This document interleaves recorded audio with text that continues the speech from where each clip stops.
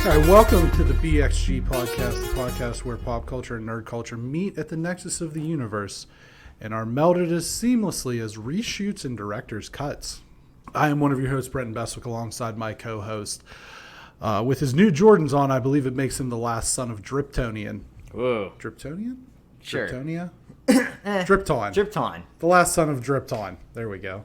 Greg Filson, how are you tonight, Greg? I'm great. It is great to have the 6 Carmines finally in my possession, and we have the shirt, which I'm gonna try to take a photo of at some point during the episode, but for some reason my phone is being crazy. Of course it is. Yeah, because whatever.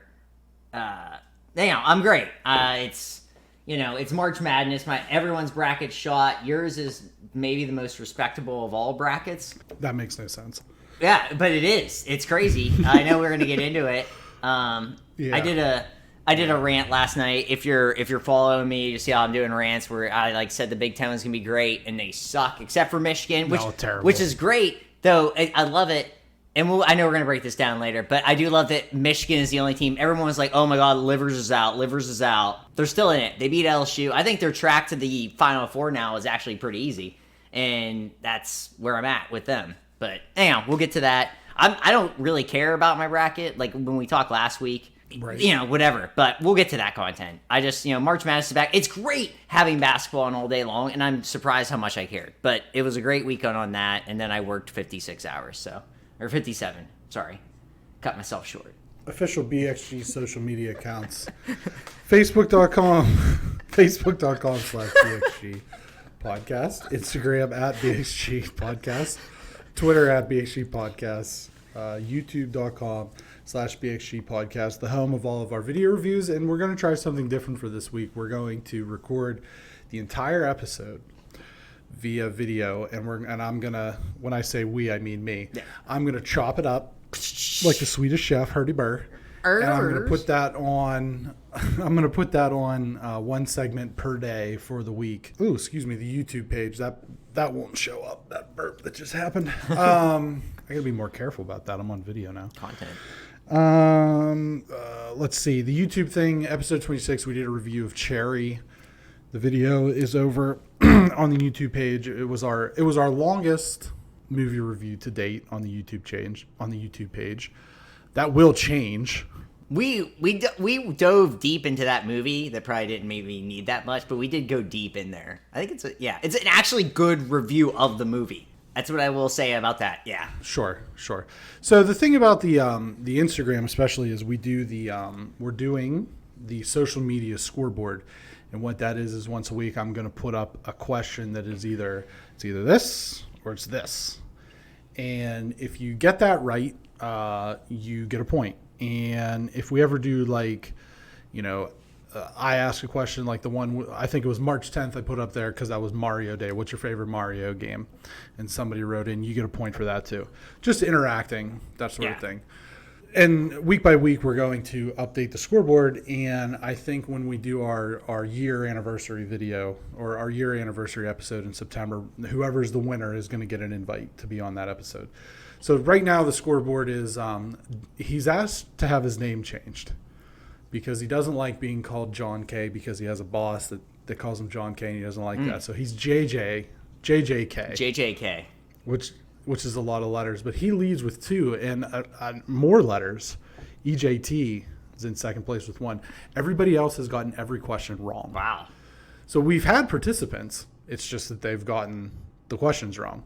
So up your game. Corrections and clarifications. Last week we botched when we did the team power rankings on the challenge, and we ranked the teams as they were in the episode, but not at the end of the episode. The ending teams from that episode were Cam and CT, Vessi and Nani and Nisa and Kyle, Corey and Big T, Leroy and Casey and Darrell and Amber. And we'll get into those later. But saddle up. We got a Henry Cavill amount of topics tonight. We don't have a 6-pack tonight. We've got a Snyder pack.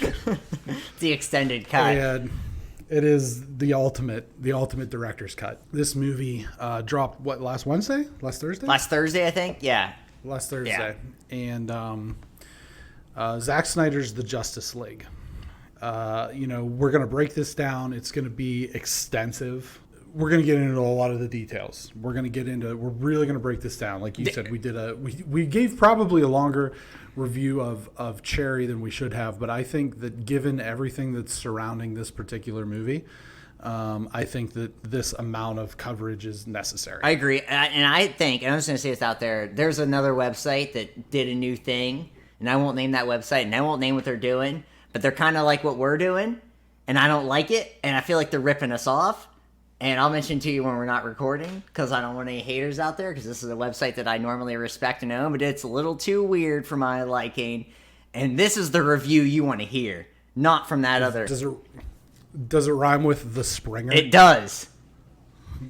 Fair enough. It does. And I respect the hell out of them, but that was weird. I was listening to another podcast from today when I was on my run, and I screamed out in my run, like, "You're ripping us off." Or hire us. Or hire us. Or hire us. But nobody's talking about this movie. Nobody is. But it was the theme of our podcast in general, though. That's actually the thing. Okay. Yeah, that's what bugged me. Nobody's talking about this. This is no. I hear it might do well at Sundance. It'll definitely do well at Sundance. Yeah. So, but we do have a full 6-pack outside of the Snyder Cut. We're going to talk about the challenge as usual. We're going to talk about the Falcon and the Winter Soldier. Any other week, Falcon and Winter Soldier is probably the number one topic. Yeah, but and because of this week being the Snyder Cut, we got some other things in there. Some PlayStation news, some food news. Did you get those peeps, by the way? I did not get the peeps yet, but I will. Okay, we'll do that next week. I figured this week was too girthy of an episode for us to do that. Yeah, so, that's true. Yeah. Well, that's what I was going to tell you if you did save them. Yeah. Next week. Peep review. Food review. Peep. Yeah. Marshmallow peep, not like. Peep show. Not creepy. It's going to be a peep show. And we have next week's peep show episode title already. We have next week's episode title, so that's good. All right, number one is Zack Snyder's the Justice League. So we have this broken down, and here's the thing: is we have people who listen to this show every week, and they're like, "Well, I don't understand what the Snyder Cut is," and I feel like we've summed it up pretty well up until this point. Mm-hmm. But just in case people don't know exactly what the Snyder Cut is, or exactly how we arrived at Zack Snyder's The Justice League, I do think that it is important to maybe give a little bit of a synopsis into how we went from the abomination that was the 2017 theatrical release of The Justice League to Zack Snyder's The Justice League, the Snyder Cut, whatever you want to call it, here last week. As many people know, Zack Snyder directed Man of Steel and Batman vs. Superman and was contracted by Warner Media to direct The Justice League. During the filming of the movie, or post-production, or I'm not sure exactly. I think it was post-production. His daughter unfortunately committed suicide, and he felt he tried to continue to work on the movie, and it's worth noting that his wife is a producer on the film as well. So she also had a vested interest in it. He felt he tried. He gave it the old college try, but at some point he felt like he couldn't do it anymore, and he had to step away. This was when Marvel, obviously 2017, 2016 was really at the height of ramping up towards Infinity War. There was Captain America: Civil War, Guardians movies, Black Panther, all that stuff. So Marvel's really at the height of, its popularity. It's still crazy popular, but at this time it was like mega popular. Thor Ragnarok coming out around this time as well. Warner felt like the best move was to bring in Joss Whedon, who directed Avengers and Avengers Age of Ultron, to finish the Justice League. And they wanted to inject some of that Marvel pomp and circumstance into it. And so the result was that we got two different movies kind of cut into one movie. And you had some of the very Snyder film style, cinematography style, things like that. But then you also had bright colors and campy humor and things like that Joss Whedon interjected during the reshoots. They did extensive reshoots with Josh Whedon, which we've talked at length about the allegations of his abusive behavior on the reshoots by Ray Fisher, and we'll probably circle around to that in a moment. The movie came out, it bombed. It was panned critically. It didn't do well commercially. I think it made I'm ballparking here, but $650 million worldwide at the box office, and that was with $300 million budget or about thereabouts, not including marketing. So it probably barely profited when you account for everything. And it was just pretty universally hated. I mean, everybody pretty much universally hates the 2017 theatrical Justice League. Justice League, $229 million. Profit. Domestic profit. Yeah. Domestic. Yeah. Gross. It's the lowest grossing of all the DCU movies. This is a weird. Yeah. That's not surprising. So it ended up making $547 million. Batman vs Superman made $873 million as comparison, and then Wonder Woman, Suicide Squad, Man of Steel in the middle there. At the time. I don't want to get into it, but I'm surprised that Suicide Squad made more, but that's neither here nor there.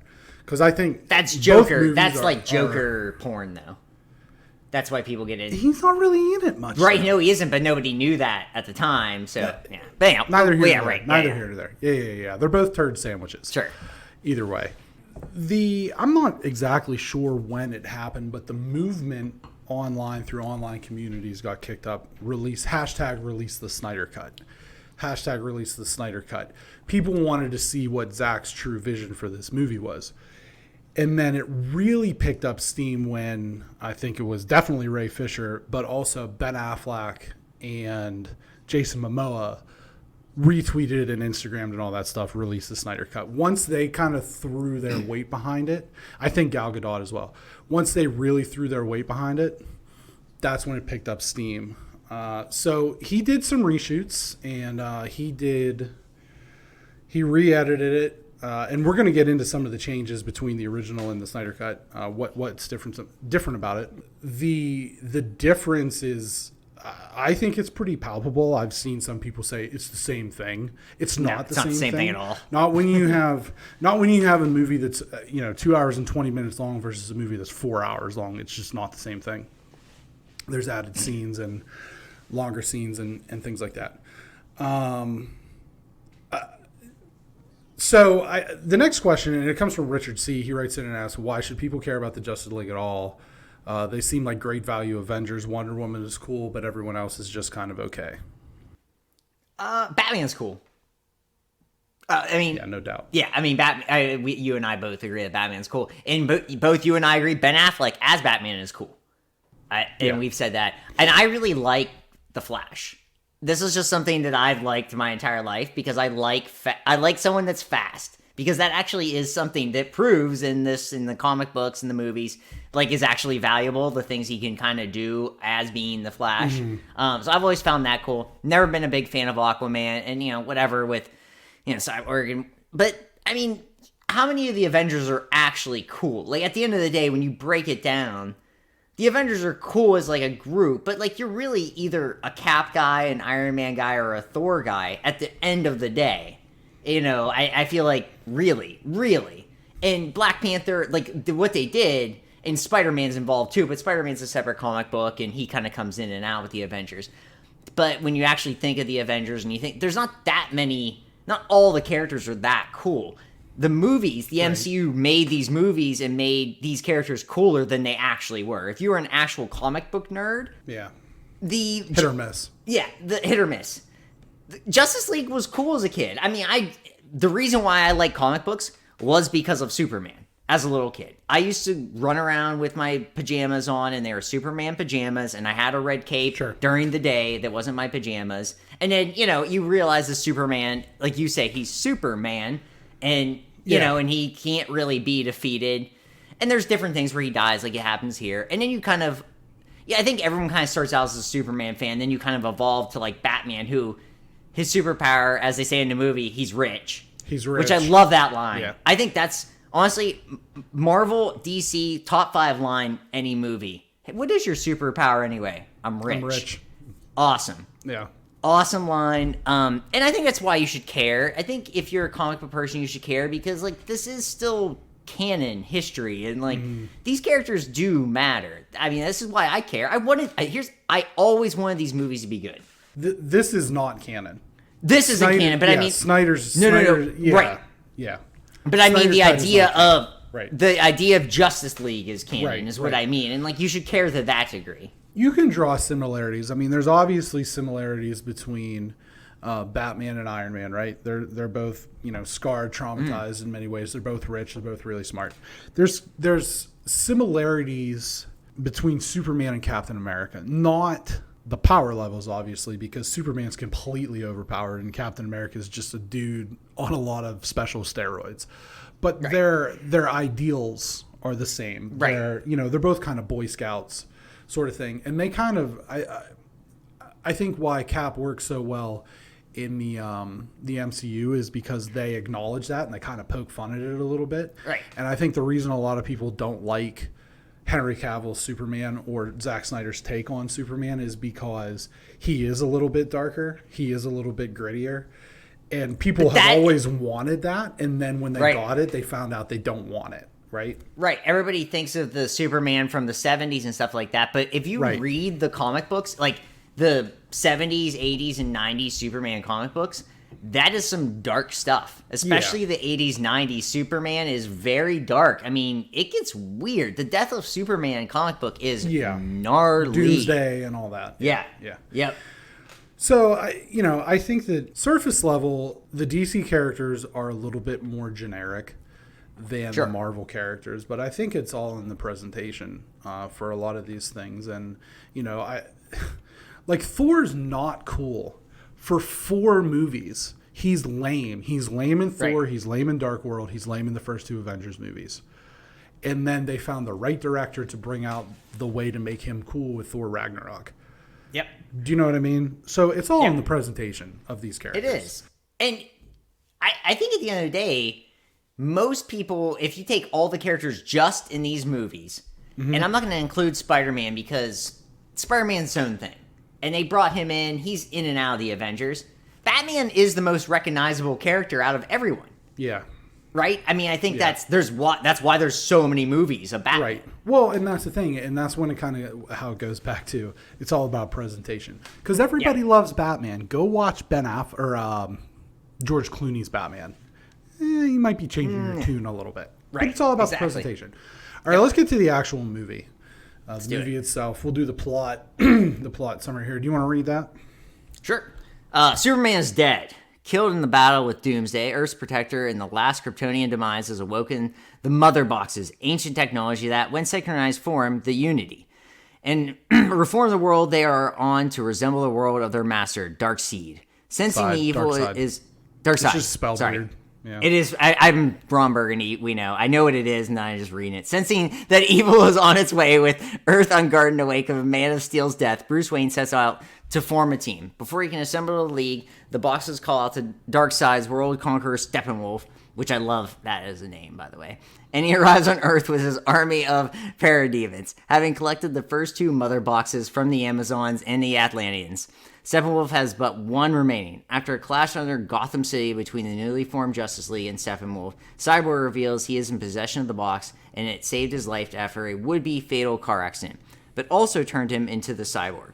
Knowing the League is outgunned, outmanned, and outplanned, Batman forms a plot to revive Superman with the final Mother Box, despite knowing that waking it will call Steppenwolf.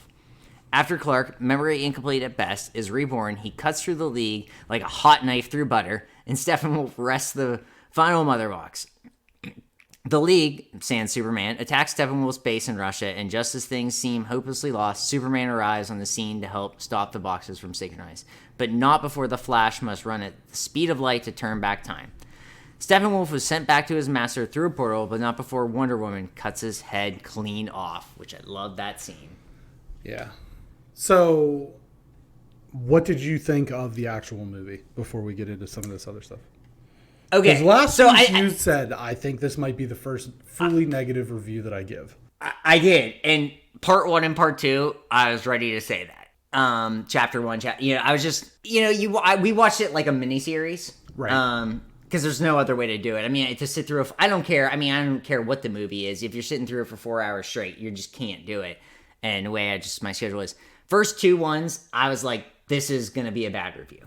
Didn't really like it that much. A lot of setup with not a lot of like anything actually happening. And then, we're getting through it. The third act is whatever. It's when they bring Superman back.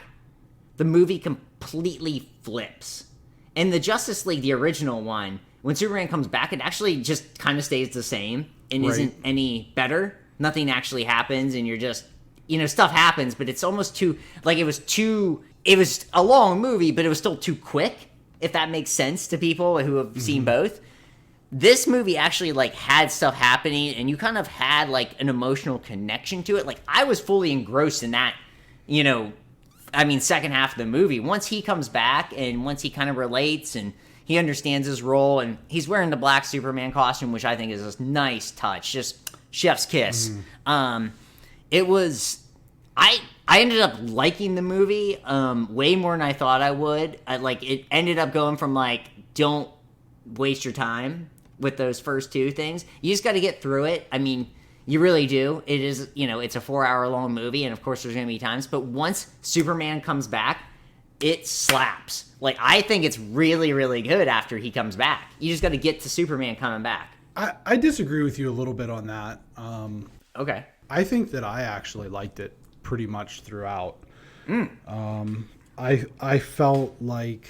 So let me qualify this. I hated 2017. Right, I did too. I don't even think I finished it. Towards the end, there was the fight, the final fight scene. After Cyborg said "booyah," I was like, "Fuck this, I'm out," and I just turned it off because it was so bad. And, yeah, it was bad. We'll get into some of the differences between the two versions, but the hard thing is like the first one was really rushed. And which is crazy for a movie that's, over 2 hours long to be rushed.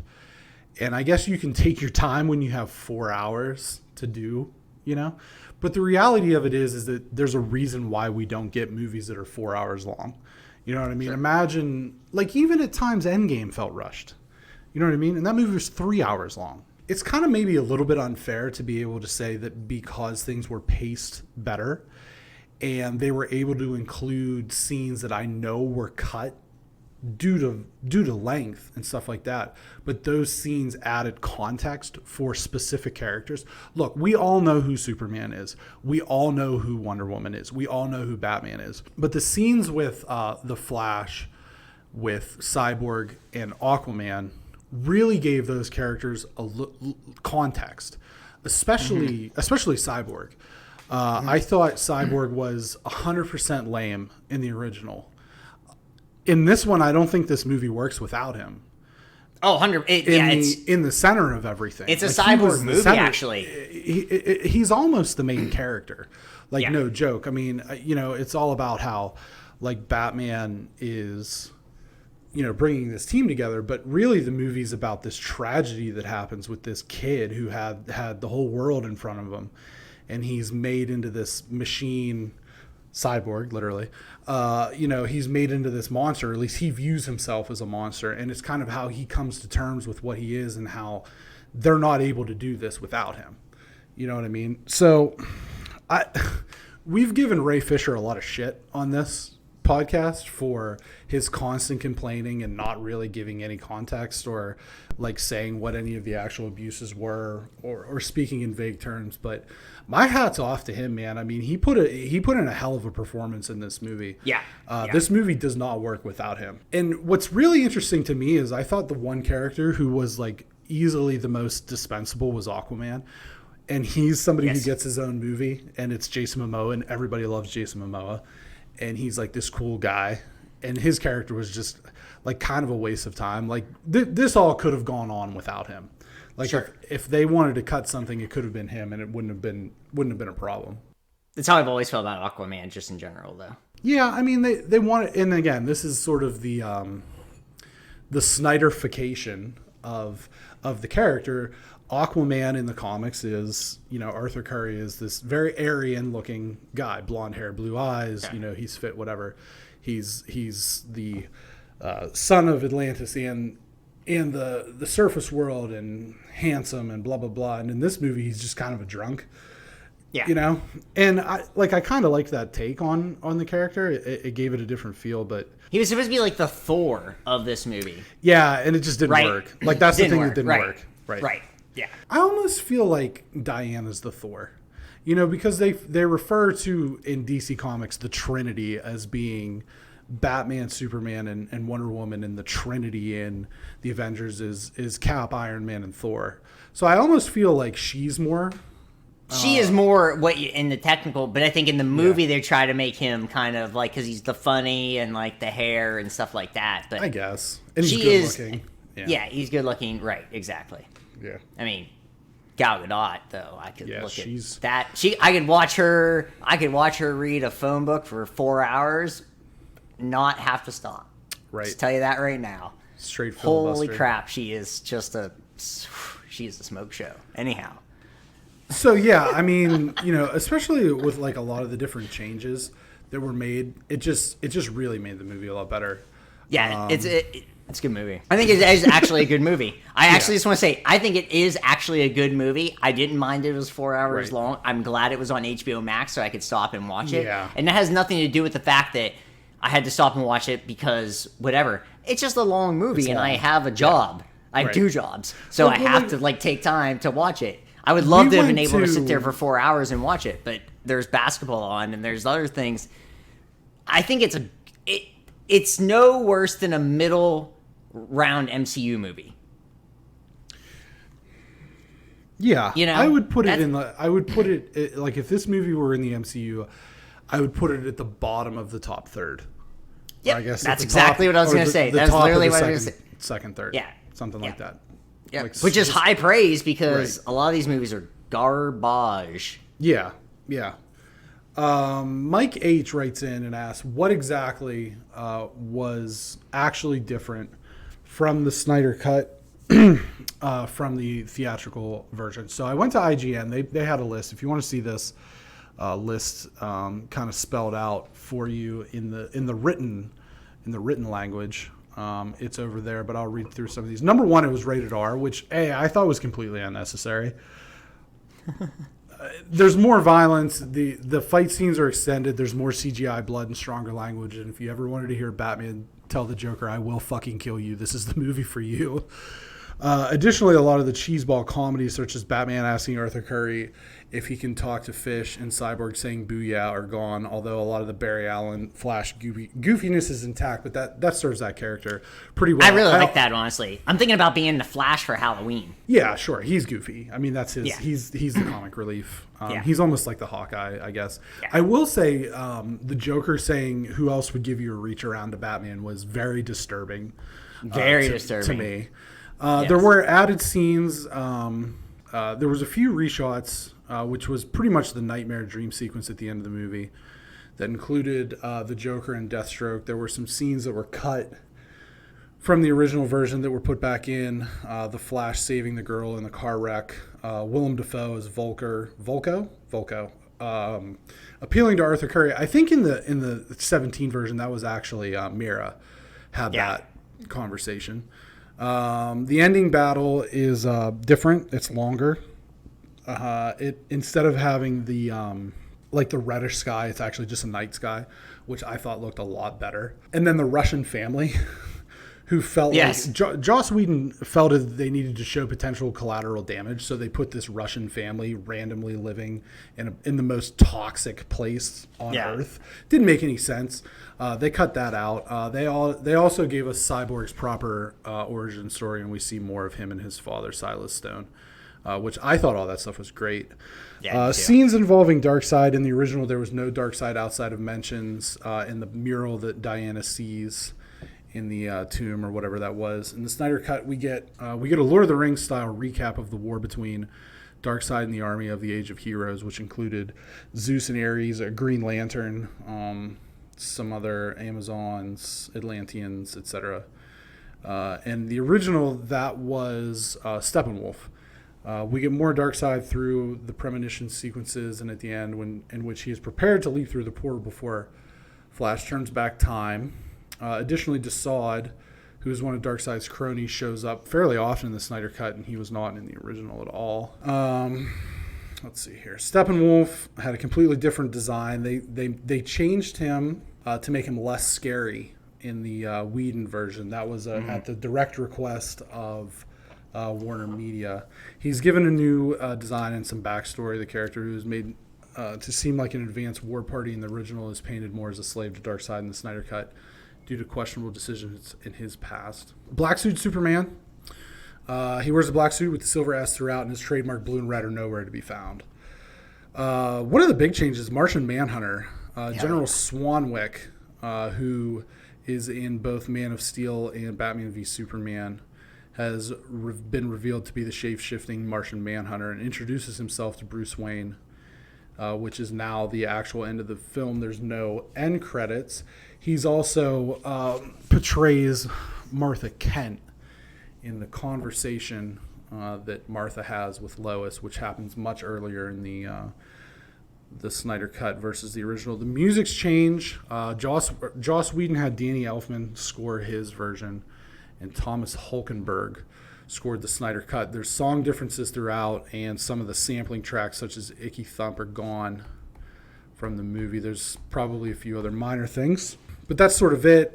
We've already talked about the characters a little bit. Bob Sacamano writes in and asks, should DC, I guess this is a should they have mimicked the Marvel playbook and do 3 movies about each character as a run-up, then 3 movies for Justice League once they're all tied together? Why would or wouldn't that work? I say no. It doesn't work because if you're actually, like, the Marvel thing was just so perfectly done, and you have the perfect mesh of people doing that, and I think that's the thing. Like, DC doesn't necessarily have that perfect mesh of things, and I don't know if people want to watch 3 Batman movies again after we just saw 3 Batman movies that were widely considered the 3 best Batman movies. I mean, so I don't know if that's what makes people go to the theaters. And, like, even though you and I like Ben Affleck as Batman, we still think Christian Bale's Batman movies are better Batman movies. Superman is just not going to cut it. I don't think people are that, Superman is Superman. Henry Cavill's awesome. He lifts weights. He looks great. Wonder Woman, different thing. I like Wonder Woman, the first one. Wonder Woman 84 is kind of whatever. I love the banter with her and Chris Pine in the second one. I think that movie should have just been like a rom-com and just been them doing that. I think Gal Gadot is like put herself in a new like kind of position here, I think, with the way that she has been able to take control of these movies. But I don't think it works in the sense that I don't think people care enough about the characters individually. If even though I might or you might or comic book nerds do, there isn't the thing with the Avengers where they kind of that wasn't supposed to work. Right. You know what I mean? Like, that was just, it happened to work. They happened to get the right people in the mix, and it really, I mean, that first Iron Man movie, they were just kind of throwing crap on a board and seeing what stuck. I mean, and the movie's really good and everything, but it's just one of those things, like, nobody knew when that first Iron Man came out that they would have Endgame. That's the thing. Nobody knew that was going to happen. So it's hard to say, like, should we just copy Marvel? Marvel had no idea that they were going to get this. Nobody knew. The reason I don't think this works, it's kind of like, what's that picture of, like, the dragon eating its own tail? I think that's kind of what this is a little bit. I'd have to look that up. It'll be in the clarifications for next week. Here's why it doesn't work. Well, here's why they should have done that. Because you get Cyborg, Aquaman, and the Flash introduced in Batman v Superman with these like little weird vignettes. And like the problem, like the Aquaman one was like shockingly comically bad, where it's just like his eyes and then he creeps out with the trident. Yes. Like that was so corny. And so that weird. Was like, in that moment I was like, why aren't these guys getting their own movie? And like beforehand. And so that was part of that, why it should have happened. Here's why it wouldn't work, is because, like you said, they didn't know what they had, number one, Marvel. Number two, there's no one in the MCU in the early stages where if you're like, Iron Man's on screen, where's Thor? Or Thor's on screen, where's Cap? That sort of thing. Yeah. If you've got Aquaman before all this, Batman lurks over all of this because, and I know you say Spider-Man and everything like that. Batman's the most popular comic book character in comics. Him and Spider-Man, 1A, 1B, right? He looms over everything. And so, when the Suicide Squad came out, it was like, oh, Batman's going to have a couple cameos in this. Bruce Wayne's Batman's going to have a couple cameos in this. Why wasn't there? This was a question. We didn't even know that we were going to get all this. Man of Steel happens. Why aren't we getting Batman at the end of it in an end credit scene? That was a question that was being asked in Man of Steel without even knowing that there was going to be Justice League or even Batman v Superman. So the problem with doing those is that Batman looms over everything. Batman's in Wonder Woman. Yep. You know what I mean? The first it's when they see the bat signal and Barry's like, hey, there's your like, everyone knows, like, they're even kind of poking fun of this. Like, they're almost like poking fun at the fact that, like, this is you. This thing in the sky is looking over all of us right now. That's kind of the thing. As big as Iron Man is in the Marvel Universe and as big as Spider-Man, there's not a sign in the sky that says, come and do this. Yeah. If anything, they're rooting against the Avengers in those movies. You know what I mean? Like, a lot of them are like, hey, we don't actually want you to do this. There's the Civil War. There's all this stuff that, like, oh, we actually don't want your help, Avengers. They paced things poorly, and it should have been different. They should have probably introduced everybody with at least one solo movie. There's the Flash show. Yeah, but that's not the same. It's not the same. It's not the same. Right. That's the Arrowverse. Right.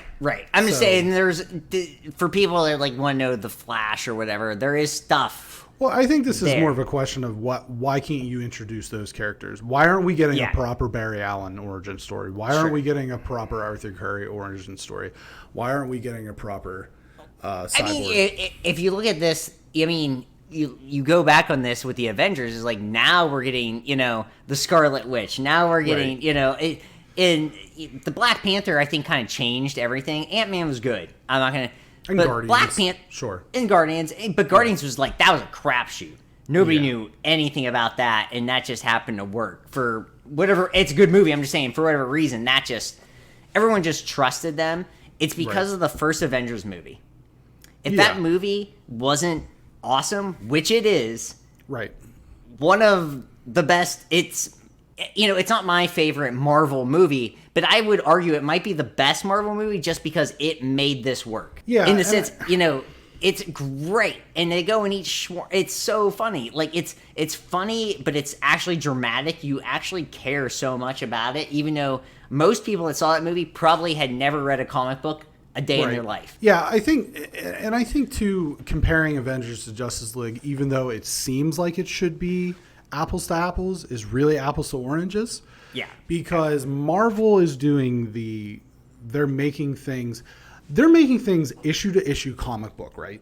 That's how they're making their content. It's issue to issue comic book. It's bright, catchy colors. It's witty humor. It's big explosions. It's that sort of thing. DC, more specifically Zack Snyder, is making things in the graphic novel sense. Yes. This isn't Justice League or Superman. This is Frank Miller's Dark Knight. I was saying the Killing Joke. I was going to say something like the Killing Joke. This is crazy. This is, this is Superman Doomsday. This is Tower of Babel. This is what he's making.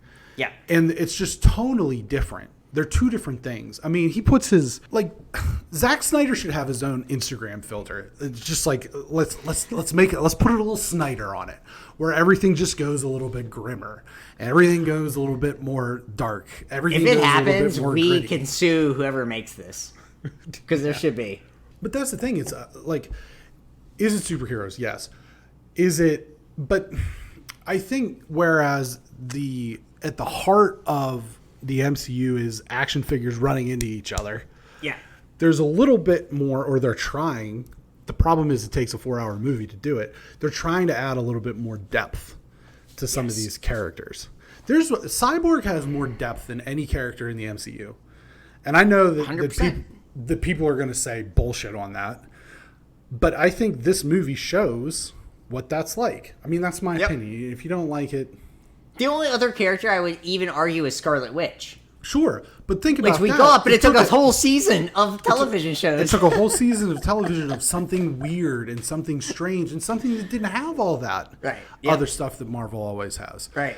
And so that's the thing. It's like, as much as it seems like it should be apples to apples, it's really apples to oranges. No, it is, yeah. JJ Kish, my man JJK, he writes in and he says, do you think the epilogue was just a flex on how great the Snyderverse could or should have been? Or do you think we could still get more? I'm going to answer that with a quote from Warner Media CEO Ian Sarnoff, released the following to Variety.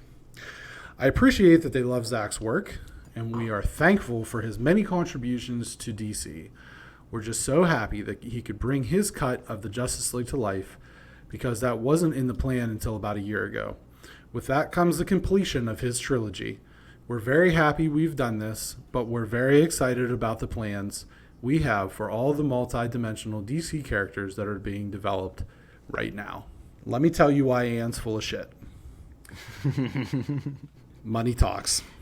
Cash money. Cash money. Wu-Tang. And here's what I'm going to tell you. Okay. Rotten Tomatoes has Zack Snyder's Justice League at fan-rated, certified, 96% fresh. Yep. Boom. It might take a while. It might take a long time. But in the end, these movies are going to get made. The next two. I think he's trying to throw everybody off the scent, because I don't know if you've seen like all these like, well, if I did Justice League 2, this is what it was going to be, and it was just complete insanity. Yes. And then he says if I did Justice League 3, Superman's son's going to be Batman and all this, and just even more insanity. And so I do think that maybe he said, like, I don't think Warner has the stomach for me to do another Justice League and this and that. The fans made this happen. Yep. This was literally fan demanded. Here's the other thing is, fan-andom. You say it. Femanded. There you go. This isn't the only example of that. The other being that Sony was going to pull the plug on Spider-Man being in the MCU until everyone freaked out. Yeah. And then magically, a deal gets done for two reasons. Number one, the fan demanded it. Number two, everybody gets rich. Yep. We all make money, except for you and me. I'm not saying facts. Patreon.com/ No, we don't have a Patreon. We should. OnlyFans.com. I'll do that. What? This is... here's the thing, is that I think that Zack Snyder's Justice League 2 would do Avengers Endgame numbers? No, I don't. But I think that they would do Black Panther numbers. Yeah. I think that they would do Captain Marvel numbers. Captain Marvel made over $1 billion.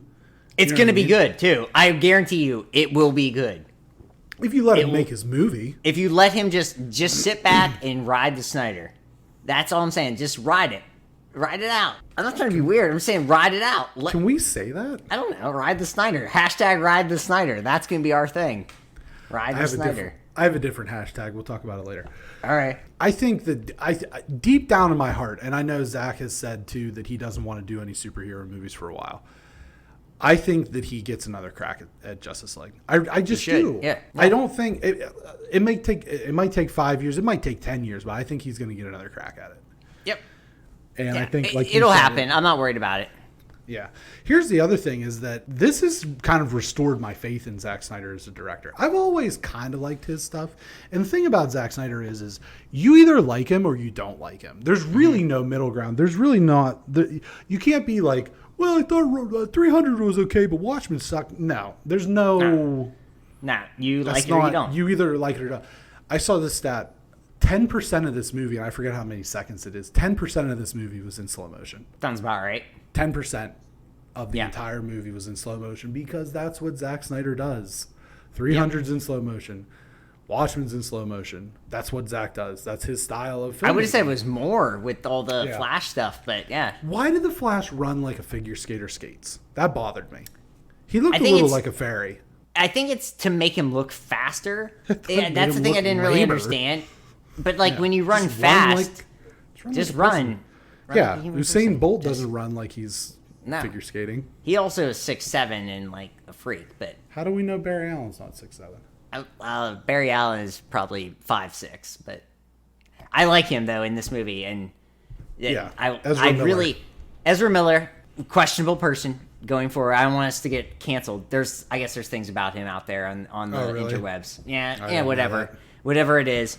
He's really good at this character. He's really good in every movie I've seen him in, by the way. He owns it. I love when he's just chowing down on pizza and but his Flash movie may be the last DCEU extended universe movie.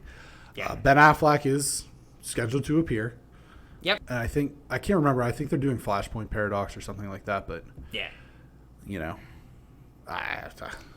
I mean, there's going to be a Wonder Woman. There's going to be a Wonder Woman 3. But there's going to be that's already in the production, and there should be those movies. Here's the thing: is the first one's really good. The second one's fine. It's whatever. But Gal Gadot is great, and I'm not saying this just because I think she's great looking. I'm not just which she is. No doubt. But she's really good as Wonder Woman. Like, there's that thing where she's Wonder Woman. Character. She is that character. She was born to be that character, and we get to appreciate her in that form, and I'm more power to it. And we're gonna get more of this. Snyder, like you said, it could be years down the road, but we will get more of it, and it'll be good. It'll be really good. I don't know what other things they have in store. I know we have, different Batmans down the road, different whatever, but Snyder stuff. Let it be. Ride the Snyder. Ride the Snyder. So we've spent, the better part of 45 minutes talking about this. So pass or watch. Yeah. That's not a yes or no question. Oh, no, I'm sorry. I heard Pat. Watch. 100% watch. Yeah. 100% watch. Watch it in parts. That's how I watch it in parts. But you're good. If you care at all about comic books, you're gonna like it. And if you don't, the action's good. You may still like it. That's the thing. You may still like it. I probably wouldn't recommend this to anybody who's not at least moderately a comic book science fiction. I'll give you this. Henry Cavill fights without a shirt on for about 10 minutes in the movie. There you go, ladies, and anyone, because I liked it. Fine. He's a handsome fellow. Weightlifting goals. Yeah, Henry Cavill is, they say people are chiseled out of granite. Henry Cavill is chiseled out of vibranium.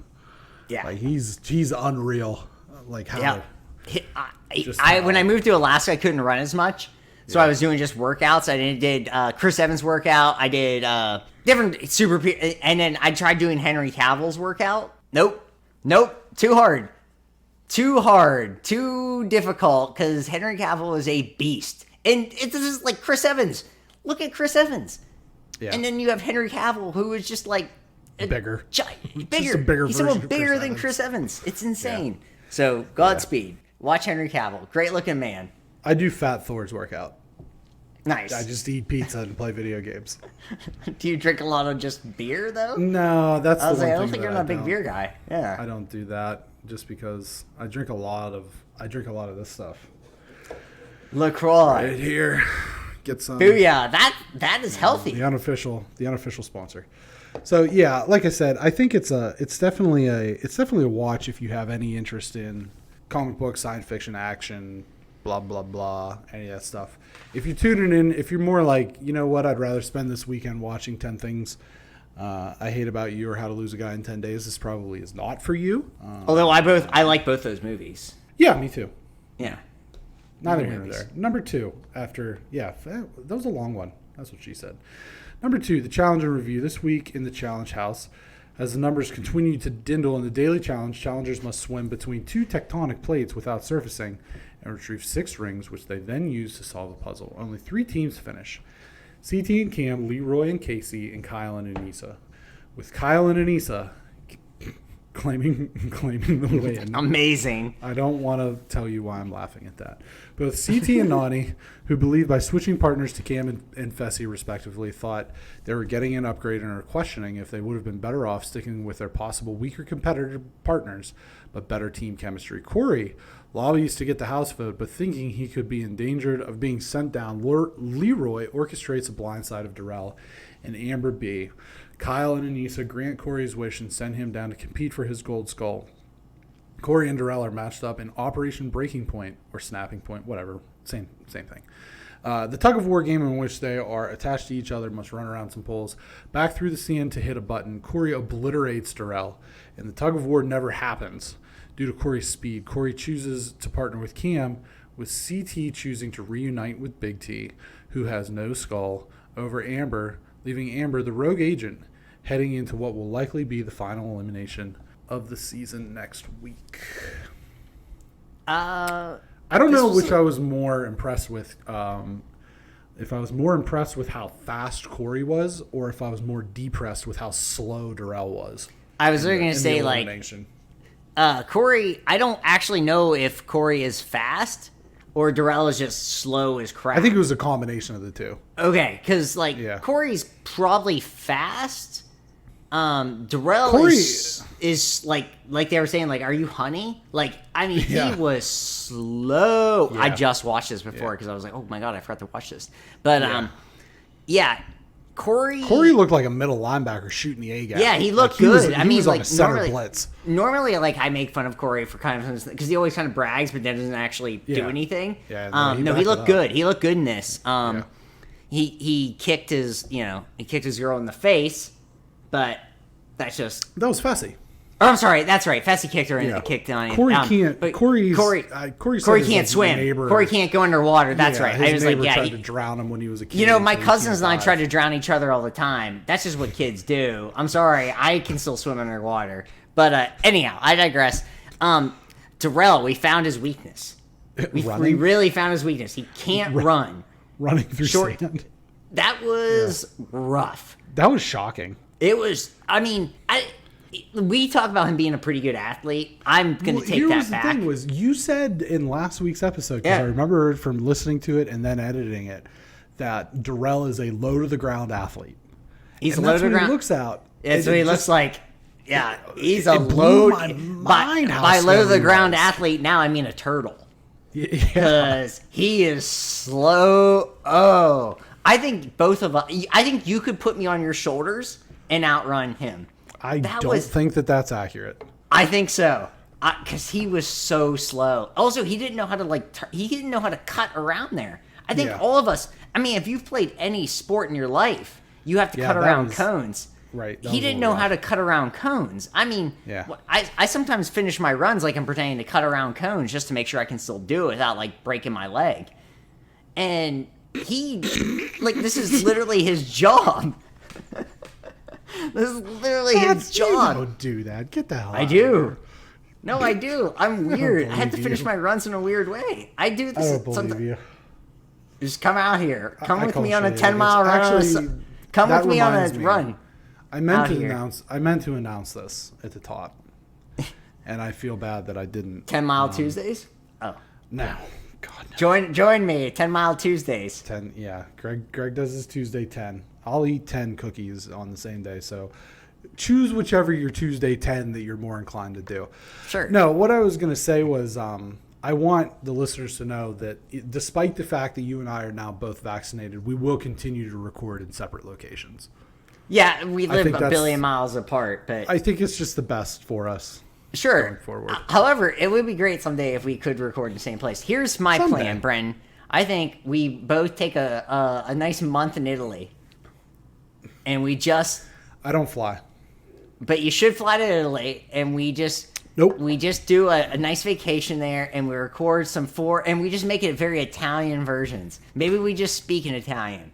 We both learn Italian, and this is... I think where we're at is that episode was a boring episode. Yeah, it was nothing happened. I didn't care. It was so weird. What do you think about the Big T CT reunion?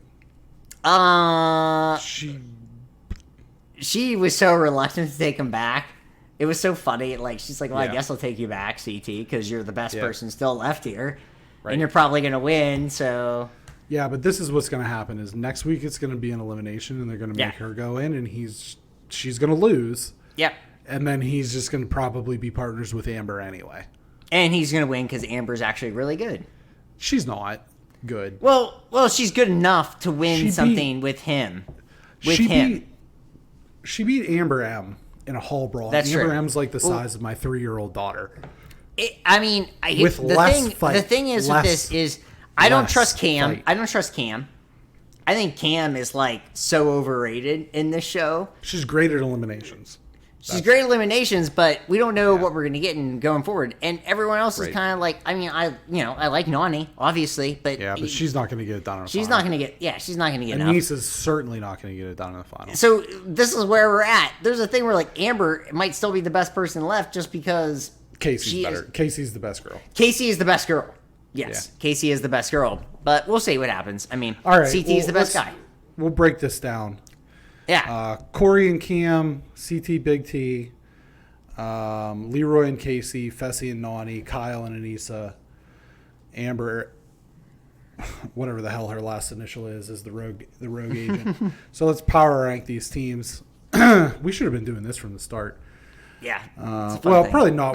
Too many teams. Too many teams. Yeah. But maybe once we got down to like 10 teams or 7 teams, we should have been.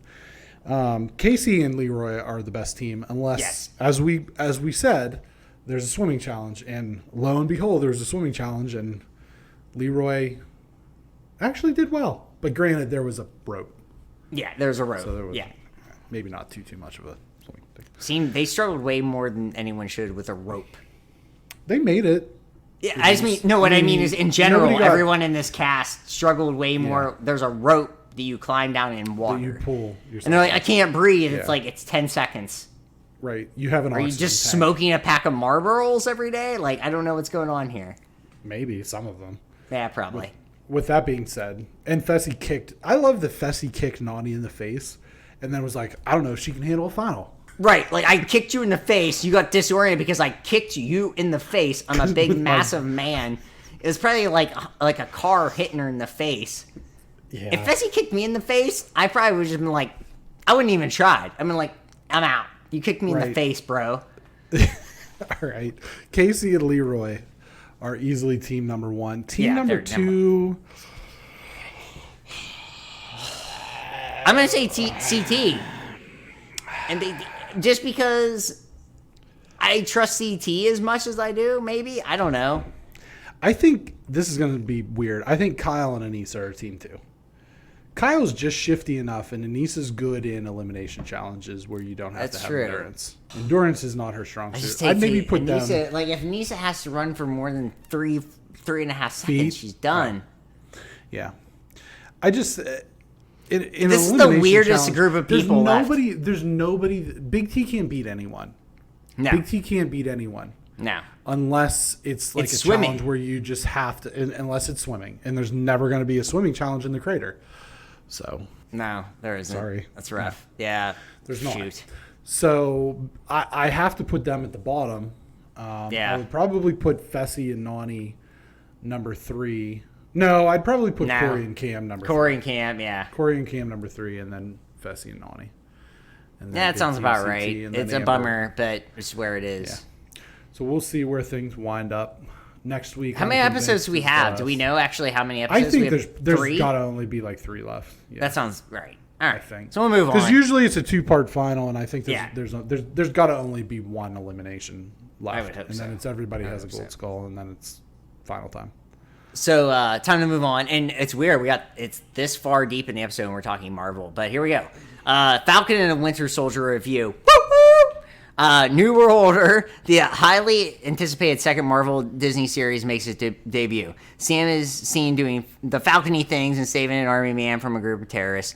Afterwards, while sitting with Captain Torres, he learns about a group of anarchist terrorists called the Flag Smashers who prefer the world to be as it was during the blip, with no borders or order. After this action sequence, we see Sam, and he has a shield. He's looking over the shield at the Smithsonian, stating we need new heroes and that the symbol of Captain America is gone with the man who is also gone. We do get some Colonel James Rhodes pushing Sam to take up the shield. Rhodey! We see Bucky continue to struggle with PTSD, although he is making amends with those he hurt. He realizes that an older Asian man he has been hanging out with is the father of one of the victims from his Winter Soldier days. Sam heads back to Louisiana to the family fishing boat, which I really enjoyed that part, and tries to help get a loan to save the boat and the house. We learn the Avengers are woefully underpaid. Not shocking to me. The episode ends with Sam seeing that John Walker, played by Wyatt Russell, is being handed a shield, and the new Captain America, much to Sam's dismay. That was weird at the end. Yeah, what I didn't like about that was I saw all these articles, and I'm just going to throw it out there. Screen Rant and comicbook.com are terrible for coverage of anything. They're like, fans aren't happy with the new Captain America. It's like, we all knew that was going to happen. That was the point. Yeah, exactly. It's the conflict. It's what creates the conflict for Sam. I found his whole arc where he went back home actually kind of weird, because what's interesting is I actually watched Captain America and the Winter Soldier last night. Great movie. While I was putting together the Lego Razor Crest. But I had that on. I always do push-ups when I watch that movie. Yeah, I don't do push-ups ever. Oh. Sam was living in D.C. and working at the VA and running on your left, running support groups and things like that for on your left. Yeah, on your left. He was like, he seemed like he had this life, and then they just never allude to the fact that he's got a family. And I mean, it makes sense. We got Hawkeye's family. Yeah. We got different like aspects of other people's family or whatever, but I don't know. It just kind of felt weird. That character seemed like he was very established, and then they kind of made him different. I loved the joke. Bucky goes on the date with the girl when she says, "How old are you?" And he's like 106. Yes. And she thinks that he's being funny, and he's not. Right. That was great. The action was good. Torres did a little recon. Torres actually becomes the Falcon in the comic books when Sam takes up the shield. And so we might see that along the line somewhere down as the series progresses. The Flag Smashers antagonists seemed kind of bland to me. I mean, obviously there's going to be more to it. I mean, this was a classic setup episode. It is a setup episode. The difference, though, was the action sequence we got at the beginning with Sam doing, his Falcon thing and taking down planes and helicopters and things like that, where it was more action in that 5 minutes than we saw in all of WandaVision. And that's not a slam against WandaVision, who's doing something else. But this is just it. I think it's setting the tone and saying this is going to be more what you're used to. Right. And I think that the fans responded appropriately, and the debut of this was the largest that they've had for any streaming show on Disney Plus since the launch. WandaVision number 2, Mandalorian season 2 as number 3. I loved it. I loved it. It like you said, the beginning was like super actiony, and I was like looking over at Jane, but like, I'm in. I knew I was in anyhow because I love this as a show, but it was just like, I'm in. This is gonna be great. And I even said, I was like, this is gonna be the most. I said to her, I was like, this is gonna be the most action of the show right here. Now we're going into setup, and we did. And eventually we're gonna have Falcon and Winter, and Bucky together, and they're gonna have their whole thing. But we're getting a little Sam backstory. I love that Bucky's still kind of struggling. I mean, the show's gonna be a show. There's gonna be setup. There's gonna be things, but boy, I think this thing is gonna just be a absolute bar. It's gonna be. This is gonna be. I'm trying to think of the best way to describe it. But it's gonna be a Bucky barn burner. I was going to go that direction. This is a game 7. Your number ones are both on the mound. I really think this is what this is going to end up being. It's just going to be a 1-0 ball game. Oh, I love it. I'm so pumped. I can't get in. And I know other people don't care about 1-0 ball games. You and I are pitcher guys, though. Yeah. Yep. We love ourselves. You and I could go to a 1-0 ball game every day of our life with, a pitching duel, 9 strikeouts on both sides. And in this day and age, it'd be 15, but, everyone knows what it is. But, no, I love it. I think this is going to be, at the end of the day, this is probably going to be the best thing that comes out this year. Movie or TV. I really do. I don't know about that. It's going to be really good. It's going to be tough to top, but we'll see. Number 4. Kevin Feige denies Chris Evans will return as Captain America. I rarely answer no to anything anymore because things are always surprising me with what happens. But the rumor, I think, was dispelled rather quickly by the man himself. Feige told Entertainment Weekly, it appears in reality Cap actually can't do this all day. Yeah, I don't buy that. So I don't buy that for a second. Yeah, we'll see. He's referring to the tweet that Chris Evans, whenever this rumor surfaced, Chris Evans tweeted out. He said, "News to me." Right. I don't know. I think it's going to be. It's the same thing as the Snyder thing. I think eventually we'll see it. It's not going to be anytime soon. No. But we'll see it. If it's just for 5 minutes and something, whatever. Yeah. Even if it's just for, like, I think I said this whenever this first popped up. Even if it's just the those videos. Oh, the Spider-Man videos. Spider-Man, yes. Yeah, they're so good. Yes, they're so funny. Mm-hmm. So funny. And the great thing about that was nobody knew that those were going to be in that movie. Right. And that just made it even funnier. So you got the tension. You screwed up. Yeah. So good. I love those. I love the one where it's the gym. He's like, your gym teacher here. And he like motions with his right hand. And yes. Hannibal Buress is on the other side. Hannibal Buress is great in that movie too. Like really underrated in terms of his comedy. Yeah, you in detention, whatever, man. I love Hannibal Buress. Hannibal Buress is one of my top 3 comedians. You gotta watch the Eric Andre show, man. Is he on it a lot? He's the co-host. Oh, yeah. Eric Andre got bounced, so he'll be able to. Him and Hannibal Buress will be able to get up to some more hijinks. Books. Number 5, books that have been published years ago are back in the zeitgeist. Examples including A Little Life, We Were Liars, The Cruel Prince, and Song of Achilles, to name a few. Recently, the New York Times did a story on why. And the reason is the hashtag book talk on the social media platform TikTok. TikTokers, it's a lot of T's. TikTokers share videos of themselves time-lapse reading and openly sobbing while reading the books. According to the New York Times article, the hashtag Song of Achilles has 19 million views on TikTok, and the author, Madeline Miller, said that she wished she could send them all chocolates. She sent me chocolates. I'm not going to read her book and cry about it, but you send me chocolates.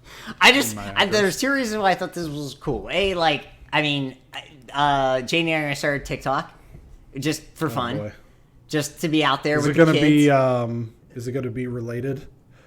It is going to be sort of related. I won't divulge it until it happens, but we're going to be out there. We're going to be doing the TikTok. I want to relate to the kids. I also thought this was cool because there's the thing that I hate is when like future generations criticize past generations. And this all happened because Tom Brokaw wrote like the greatest generation about the baby boomers or whatever. And it's like, there's no greatest generation, Tom Brokaw. Shove it up your ass. There is no greatest generation. All generations are equal. It's whatever we do. The reason why you aren't doing TikTok and Instagram, baby boomers, is because you didn't have it then. You were reading books more because you had nothing else. And this is why I wanted to do this. I wanted to rant. You didn't have anything else. Of course you're going to read. You got nothing else going on. You just go outside, you play a little stickball, and that's it. This is all you had. There's no greatest generation. There's no worst generation. They're all generations. Well. There just isn't. I mean, it's just like everyone's reading. No, every generation is going to read. Reading is never going to go out of style. You're all going to want to get away from something, and whether it's reading or watching television or whatever, you're all going to want to get away. And I thought this was cool that these teenagers that kind of started this thing, I think they're like sisters, they put book talk out there, and they were just kind of doing this, and then other people are like, read while sobbing or something like this. It's just, it's cool to see other generations kind of care about stuff like this. And I also just get so annoyed about that generational thing about whatever generation is better or worse than the other. There's no way to actually say that. I mean, there's just what you have in front of you and then what you can do with that. So this is super this is going way beyond the nerd culture. This is more just like culture. But this is cool. I'm glad people are doing this. I'm glad that TikTokers can put this out there, and that my baby dog videos on TikTok are hilarious, and John Mayer has new music because of TikTok. So anyhow, I just had to rant. That's why I put this in here. Kudos to Generation Z. Kudos to you guys. This is a middle of the road millennial saying this to you. And whatever people think about millennials, they hate us too because they think we don't tip. I tip people. And I am nice to people. It's you old folks that don't tip people. I work at restaurants. I know what people tip. Go to hell if you think you think that the younger generations are worse than you. We're all equally terrible. That's my rant. Thank you. Meanwhile, in Florida, Gen Zers are being hit with pepper spray because they won't wear a fucking mask. That is true. But that's six. just that's what all the greatest generation would have done the exact same thing if this was happening. The greatest generation was too busy fighting World War II. You know what? If there was another World War, they'd be in it too, Gen Z. They'd be doing the same thing. They had to go. They had to go. That was the thing. Semantics. We could debate this. We could. Time. I just get tired of people crapping on things. I hate that on that end of crapping on. I don't know. Like, I don't understand. This is I don't know what TikTok is. I think I was in one, like accidentally. Like there was these girls in the Butler Target. I like parking lot, like dancing. Yeah, and you're in it in the back. We were just walking by, I like this. and I looked at them. I was like, "Am I in a TikTok right now?" You probably were. But TikTok is just fast social media. Isn't all social media fast? But it's very fast. And it's more thematic. Yeah, it's more thematic. Anyhow, we'll move forward. I had the rant. That's why I put it in there. I think people want to hear me rant sometimes. And also, maybe it's controversial. Maybe the boomers will get on here. I don't think they will. Yeah, they won't. They won't. So PlayStation's Play at Home program already gave players the delightful 2016 Ratchet & Clank game for free for anyone that owns a PS4 and has an active PSN account. Not PS Plus, but PSN. But the fun does not end there. An additional 10 games have been announced as being given away gratis. Gratis, yeah. I was not ready for that word. I thought you were a wordsmith. I am a wordsmith, but I was not ready for that word. I read this over and times. Head on a swivel. There we go.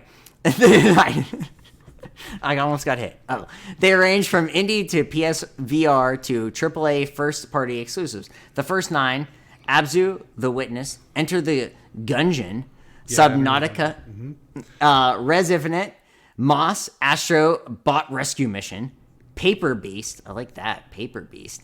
And Thumper will be March 25th for free download. Free download! On April 19th, first-party exclusive from Guerrilla Games, Horizon Zero Dawn Complete Edition, meaning the game and DLC, The Frozen Wilds, will be available to anyone for $0.00. That's free, baby. I can say that I have played... Actually, I'm actually really excited about the Horizon thing because Horizon Zero Dawn is one of the only games that I own on disc for PS4, and so I can download it on PS5 for free with this, with the DLC, and so then I don't have to hook up because I've never played the DLC and I would like to. I can do that now without having to hook up the PS4. Res Infinite, Moss, and Astrobot are all VR games. Moss and Astrobot Rescue Mission are incredible. If anybody is listening to this and owns a PSVR and hasn't, if you own a PSVR and you haven't played Moss or Astrobot Rescue Mission, then I don't know why you own a VR. Those are two of the top 2 games. There you go.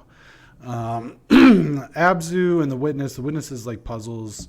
Enter the Gungeon is pretty popular. I have not played Subnautica, Paper Beast, or Thumper, but they're going to be free, so I might as well check them out. Yeah, and they said, excuse me, there's going to be more coming of this free stuff. Just like, here you go. Do you think they're doing this because the PS5 stuff is just nothing's out there? No, they did this last year too. Okay. They gave away... They did this when the pandemic started and people were just stuck at home with nothing to do. That makes sense. And they gave them the Nathan Drake trilogy and Journey. They just gave it away to anybody for free. I think that part of this is trying to get a little bit of goodwill because of the Game Pass situation with Microsoft. And they've also kind of dropped the ball a little bit on some other things, which we're going to get into in the quick hitter. So I think that they're just kind of trying to garner a little bit of goodwill. Sure. I would say of all the games, there's no excuse whatsoever to not play Ratchet and Clank. That game, it's seriously, it's only, hurry up because I don't know how much longer it's going to be free. I'm going to get it after this episode. But it's like to play through to just play it through once and beat it, it's like maybe 8 hours. It's not very long. I played it through 3 times in a row.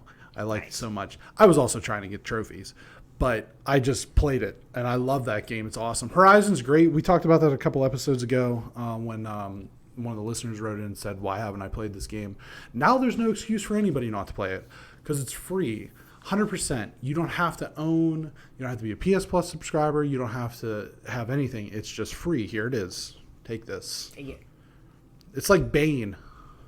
Give it back to you. Give it back to you. The people. That was a bad Bane impression. Man, it's a man.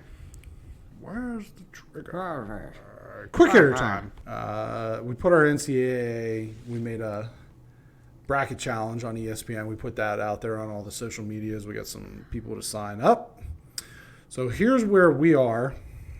I'm last. After the first weekend. I'll say, too, that we'll give whoever, if the person that wins this isn't me, because it doesn't look like you're going to win, we'll give them There's 5 no way points. I win. Yeah, we'll give them 5 points on the social media scoreboard, whoever wins. So right now we have Spike Albrecht. Do you know who that is? Is that one of your people? I don't know who that is. Oh, they probably just saw us on the... I invited people. They might just... they know... I know who Spike Albrecht is. I don't know who this person is, but... Okay. Yeah. Well, they're in first place they have 410 points, and I have 400 points. Their max potential is way higher than mine, though. Who they have winning? Highest. Michigan. And I also have Michigan. I just have the thing that... I have 3 of my 4 Final Four still alive, so I'm okay. I'm like, so okay do with I. that. Yeah. So do I. It's just one of those, like, you have to pick weird teams to go far. Right. Which is what I tried to do, and then San Diego State screwed me because they couldn't hit a effing shot against Syracuse, and that's basically the biggest difference between you and me. It's Syracuse. Yeah. Yeah. Go Orange. I'm okay with that. I love Buddy Boeheim. I love me a white guy who shoots the ball out. I love it. Which is any white guy in college basketball that's not a center. It's weird rooting, like... I feel like Syracuse is probably my second favorite team, which doesn't make a ton of sense because when they do rivalry week in the ACC, Pitt always plays Syracuse because of the old Big East rivalry. Right. You know what I mean? I mean, Pitt's natural rival is WVU, obviously, but within conference, Syracuse is probably their biggest quote-unquote rival. But I find myself rooting for Syracuse, like, basically anytime they're not playing Pitt because I love Jimmy B. I normally root for Syracuse. What's funny is I was telling my coworkers, like, Every year that I pick Syracuse to go far, they get kicked out. Every year I don't, they go far. It's expectations. Whenever they're seated high, they lose in the first 2 rounds. Whenever they're a 10 seed, they go to the Final Four. It doesn't make any sense. That damn zone, man. I don't know what the hell. San Diego State had so many open looks. I tell you one thing. If I played for San Diego State and I was 20 years old, I had 35 points in that game. There were so many wide open shots there. Wide open. Nobody within 10 feet of people. They couldn't hit a shot. It was not surprisingly, Black Widow has been delayed to July 9th. It will also release on Disney Plus Premier Access, which means yar. Yeah. That's going to happen a lot. It's not going to happen with this guy. I'm not saying that. Here's the thing about this. Number one, this was one of my bold predictions, so I got that one right. You did. Chalk it up. No, I'm 2 for 5 so far because I also have stepped. It's a good batting average. It is a good batting average, and I still have chance for 3 of the other ones to happen. I don't even remember what they are. I have to go look. I wrote them down somewhere. I'm looking good with LeBron going out with that high ankle sprain. I don't like to say that, but high ankle sprains are rough, though, bro. Yeah, they are. They're rough. I've had 3 in my life, and they suck. Yeah, they're not fun, but he's LeBron. He is LeBron. And he'll probably just cryogenic chamber himself back in a week. Yeah, he was the most important character in the Justice League Snyder Cut, Cyborg. Yeah. Anyway, so I think everybody saw this coming, right? Yeah. But here's the other thing is I think that this is going to be an interesting litmus test because by July 9th, I think there's going to be way more widespread vaccines. I know I'm going to be fully vaccinated by the middle of April. I plan to see this in theaters. I planned in May. I planned when it was in May to see it in theaters. Yep. Because I'm going to be good to go, right? But by July 9th, I think you're going to see a much larger percentage of the population. And it'll be interesting to see how many people opt to see that in the movie theater versus opt to pay the premium premiere on Disney Plus versus opt to, let's be honest. Let's just call a spade, pirate it off the internet. Right. Yep. So the identity of Noob Master 69. Did you have more on that? No, I was just saying I'm going to see it in theaters. Everything else got pushed back too. Yeah. But that was just like Shang-Chi or whatever, and I think Spider-Man might have gotten bumped the whole way back to 22. I'm not sure. The identity of Noob Master 69 has been revealed to be Aaron, who worked at the Apple Store in Captain America and the Winter Soldier. I hate him in that movie, and like I said, I just watched it last night. If you need any help, I've been Aaron. Yeah. Who says that? It's so weird. But that was weird. Well, it was the way that they revealed that was they were doing advertisement for Xbox Game Pass. Right. And it was him because Falcon was saying, I've missed 5 years worth of games. How am I ever going to catch up? And it was because of Game Pass. Right. So I don't like that the MCU is siding with Microsoft. I don't either. I don't like that at all. Shout out Guillermo. What? Guillermo from Xbox, our guy. He wasn't from Xbox. He wasn't from Project X Talk. That was Aaron. Or Aaron, I'm sorry. Sorry, Aaron. No, I'm Kevin. Sorry. Jesus. We get too many guests. We're too guest heavy. No, sorry. Kevin, I'm sorry. Kevin. Yeah, sorry, Kevin. Sorry, Kevin. Yeah. And Guillermo. Apologize. Sorry. Guillermo, I love your doggo, Guillermo. He's so cute, or she. A little pity. Was oh it my a gosh. Oh. It's a pity. She's so cute. Urgh. You take the next one. Oscar Isaac Moon Knight training video is incredible. Did you see I'm so it? stoked. Yeah. He looks like Eddie Gordo in Tekken. I love it. I love his hair. He's just so gray right now. It's incredible. It's pulled up in a bun. No, I'm excited for Moon Knight, man. I'm really excited for that show. That show's gonna be so good. Oh my god, I am pumped. Oscar Isaac, hell yeah. Friend of the program, Oscar Isaac. Well, we just both really like him, so I assume he's a friend of the program. And I say program like I'm from the South. Sony plans to close the PSP, the PS Vita, and the PS3 digital storefronts this summer. You will still be able to, if the rumor is true, you will still be able to download any games that you previously purchased, but you will not be able to purchase any new games. The PSP and the PS3 make sense because, it's PS3 and we're on PS5.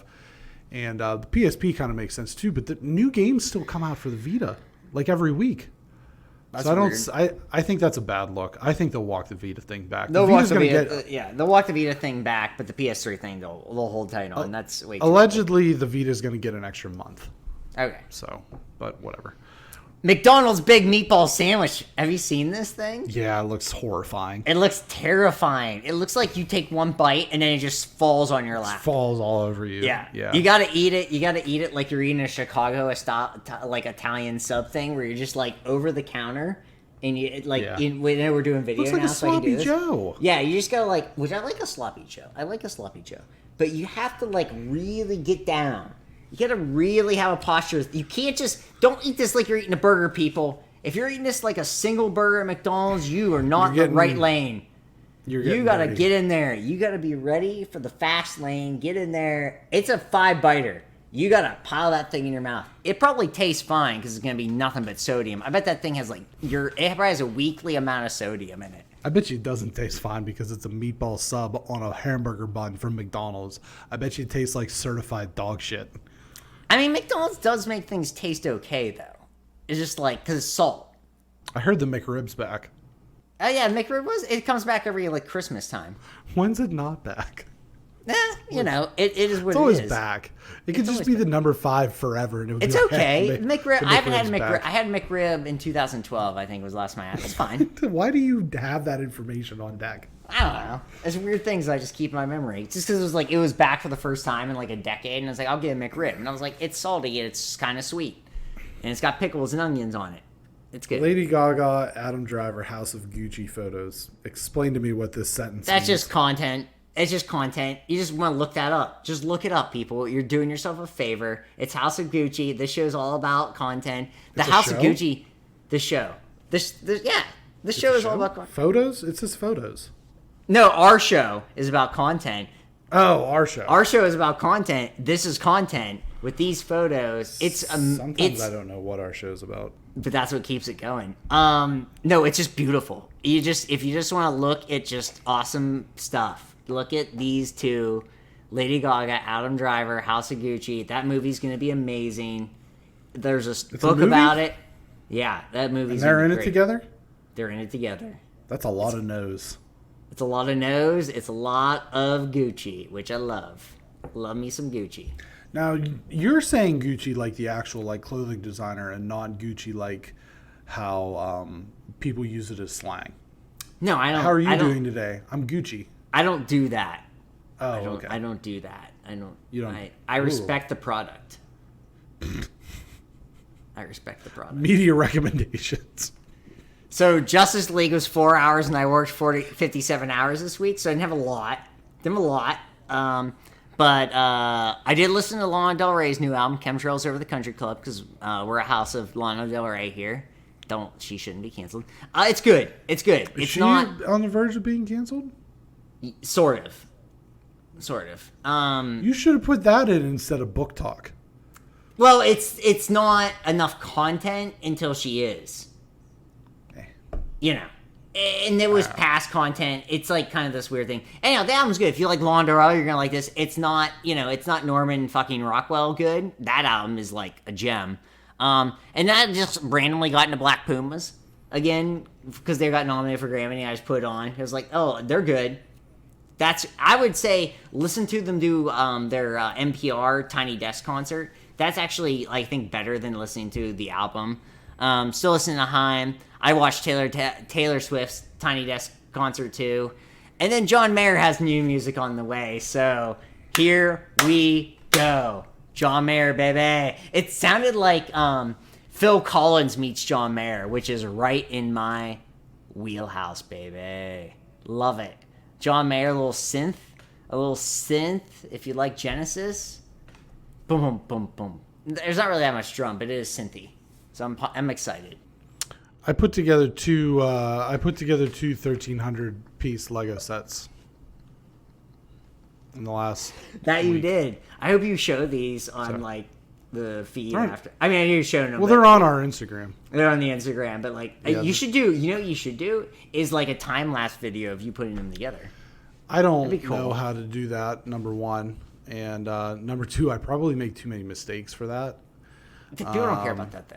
Because just ask one of your kids. They probably know how to do time lapse. They're like old enough. My kids are 5 and 3. Yeah, they probably get it. No, and the thing about Lego that upsets me is that, like, first of all, the instruction manual for the Lego Millennium Falcon is the longest book I've read this year. Okay, that's number one. Number two, they'll do this thing where it'll be like, put this piece here, and it'll draw like an arrow, and it'll be a bold arrow, and it'll say, put this here. And then on the very next page, you'll have a piece that's literally only like one stud, and it shows you, it's just like, figure it out, asshole. Just figure it out. I mean? That's there's great. No consistency. Well, that's probably what you don't want. Yeah. So I make some mistakes from time to time, but yeah, no, I got the Millennium Falcon for Christmas, and we got it off eBay, and it was missing Falcon. some pieces. So I had to order some replacement pieces from pickabrick.com, and it took a month for them to arrive because the people at DHL don't know what the hell they're doing. So I waited on those, and then when we got that Joe Biden money, I bought the Razor Crest, the Mandalorian ship. I'm thinking what I may do for that is we may do a dramatic reenactment of the episode from season 2 where it gets destroyed. Yes. And I might just let my daughter just go to town on it and just tear it apart. That sounds incredible. I'm not going to do that at all. It took me seriously 6 or 7 hours to put the whole thing together, so that's not happening at all. But no, they're not even allowed to touch my Legos. I like that your kids aren't allowed to touch your Lego set. I respect that. Yeah, well, they have their own, They have their own sets, and That's they can good. play with those. And they know that, The man of the house has his own. They're not, my Legos are not toys, okay? They are for display Hell yeah. only. Yep. I respect For display it. only. I have probably, like, not joking, I probably have 12,000 Lego pieces put together on my desk upstairs. So they're not allowed to touch those. And that's how that goes. If there's any wealthy benefactors, listening to the show that want to provide me with the 7,000 piece Millennium Falcon, I can provide my address. But with that being said, no, we did the episode last week, and then I edited it on Wednesday and got that out. We did our 90s episode with Dallas on Thursday. And then I was just kind of busy all weekend, and like I said, I've just been putting these Lego sets together. The episode with Dallas will probably come out next week. I'm legitimately afraid to touch that. It is going to be terrifying. It's complete insanity. If you just want to hear three idiots talk, go ahead. That's what it is. That's exactly what it is. It's just There's idiots. a lot of laughing. Yeah, but it's fun. You're going to have a great time. It's a good, I'll say this, it's a good, like, background episode. Because you'll be like, what did they just say? Yeah. Wait a minute. You'll backtrack it. Yeah. There will be some... I laughed so hard my head hurt. Yeah, I definitely, like, I told Janie, I was like, I'm mouth hurt. Like, I had such a... I think I told you, I had a crappy day in the middle of a very, like, long and terrible week. I'll just say that. Terrible, terrible week. And I did not really want to do the episode, but you just work hard. You get through stuff. And then we did the episode, and it changed my whole perspective on my week. So that's what I'll say. That's how I'll promote the show. I had a terrible day. We did that show, changed my whole perspective on the week, but still was a terrible week. But it wasn't because of that. That episode gave me hope that I could get through it. Here's where I'm at with this episode. Not this episode, but that episode as it comes out. We recorded for about an hour and a half. Yeah. There's maybe 40 minutes of usable content. Sure. Maybe we'll get the Snyder Cut out. Yeah. Maybe we'll do a Snyder Cut. I'll wear the black Superman costume if that happens. Yeah, either way. Anyway. BXG podcast posts. So here goes the other thing is I've been having issues with Apple lately. 2 weeks in a row I've had some problems with them. One of those I'm pretty sure was my fault. But this past week, it was so strange because it was showing up on the Apple devices that we have. Yeah. But then it wasn't showing up on like yours, and somebody else texted me and That said, was weird. was your thing, or did you upload blah, blah, blah, blah, blah. And then it's supposed to automatically send to YouTube now, and it took like freaking 12 hours for that to happen. But either way, it all got on there. If it's not there when it's supposed to be, just be patient, and it's not our fault because I usually actually upload and publish like the day before. But BXG Podcast publishes every Friday at 7 a.m. Eastern Standard Time, 4 a.m. Pacific, 2 a.m. Hawaiian. Aloha. There it is. On podcast services around the globe, Spotify, Podbean, Apple Podcasts, Google Podcasts, Pandora, Amazon, Alexa, all that stuff. Hello, Alexa. I have headphones on. So, and I have the doors behind me shut so she can't hear. YouTube.com/BXG podcast. This week's episode is going to come out in segments, one segment at a time. So you're going to get us talking about Captain America and Chris Evans for 45 seconds as a segment, and then you're going to get the Snyder Cut, which is going to be 50 minutes. So those are going to be kind of take them as you want them. But those are there. Some of our past movie reviews are over there as well. Social media, Facebook.com/BXG podcast, Instagram at BXG podcast, at GTFils at Y2B, Twitter at BXG podcast, at GTFilson at Y2B. tell your friends. Please tell your friends. We're trying desperately to continue to grow. We've, by the numbers, we've gotten some new subscribers. It's always fun to see that. It shows us that we're doing a good job. Please review. If you listen on Apple, review. It helps us find a new audience or a larger audience. 5 stars, 5 stars. Yeah, I don't even care if you only want to. That actually helps, though. That does help. What, 4 stars? 5 stars. Like, it really boosts your, it helps you show your ratings and stuff like that to people. Right. Just do it. Just if you care at all, give it 5 stars. Like, if you're listening, you must care enough. Give it 5 stars. We're not terrible at this. We know what we're talking about. That's a weird smell. Subscribe and share. Check us out. It's not you. I can't smell you. You're 4,000 miles away. I had to do it, though. I have my Taylor Swift sweatshirt on, so. Oh, I have a shirt with you on it. It's pretty great. Yeah, I need that shirt. BXG content. It's so perfect. Well, it only comes in 2X right now. Oh, that's too bad. So. I'm a small. Child's? Male. Men's. Tell your friends. Tell your mothers. Tell your families. Tell your mothers. About the unmistakable. Tell your mothers. About the unmistakable essence. I'm a large in the kids. BXG podcast. The necks are small, though. Love you guys. Thanks for listening.